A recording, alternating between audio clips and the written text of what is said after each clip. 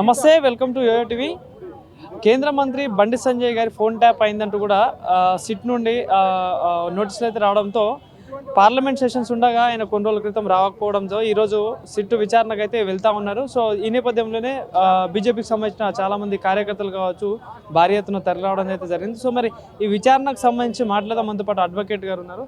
Sir నమస్తే. So ఏంటంటే phone tapping అంశంలో వరుసగా దాదాపు కొన్ని నెలల క్రితం నుండి కూడా ఇది చర్చనీయాంశంగా మారుతుంది. సో ఈరోజు కేంద్ర మంత్రి బండి సంజయ్ గారు కూడా వస్తూ ఉన్నారు విచారణకి. సో ఏంటి అసలు ఈ ఫోన్ ట్యాపింగ్ సంబంధించి ఏం చెప్తారు? ఫోన్ ట్యాపింగ్కి సంబంధించి మన తెలంగాణ రాష్ట్రంలో ఏదైతే మిస్యూజ్ ఆఫ్ పవర్ జరిగిందో రాజ్యాంగానికి విరుద్ధంగా జరిగినటువంటి చర్య.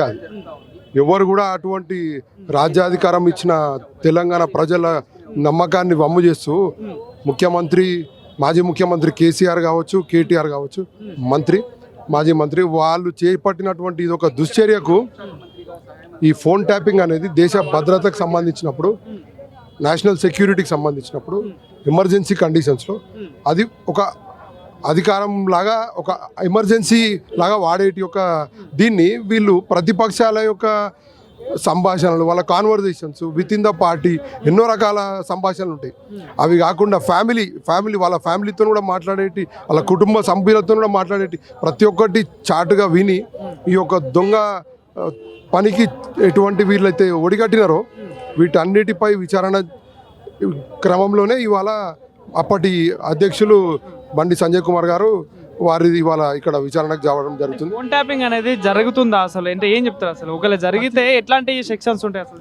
ఖచ్చితంగా ఫోన్ ట్యాపింగ్ అనేది చెప్తున్నాను కదా, in case of emergency, national security, జాతీయ దేశ భద్రతకు సంబంధించినటువంటి ఎప్పుడైనా అటువంటి అభద్రత, అటువంటి ఇంటెలిజెన్స్ రిపోర్ట్స్ ఉంటే అప్పుడు దేశ రక్షణ కోసం వాడేటటువంటి అధికారాన్ని దుర్వినియోగం చేస్తూ గత ప్రభుత్వం ఏదైతే చర్య చేపట్టిందో దట్ ఈస్ నాట్ రైట్, అది కరెక్ట్ కాదు.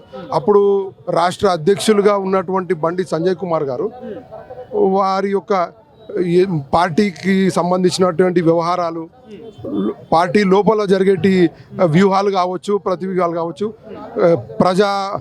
ప్రజల తరపున ప్రభుత్వానికి వ్యతిరేకంగా తీసుకున్నటువంటి యొక్క కార్యక్రమాల నేపథ్యంలో వాటిని దొంగచాటుగా విని ఎప్పటికప్పుడు ముందస్తుగా అరెస్ట్ చేస్తూ కావాల్సుకొని ఏవైతే గత ప్రభుత్వం చేస్తున్నో ప్రజలందరూ చూసినారు.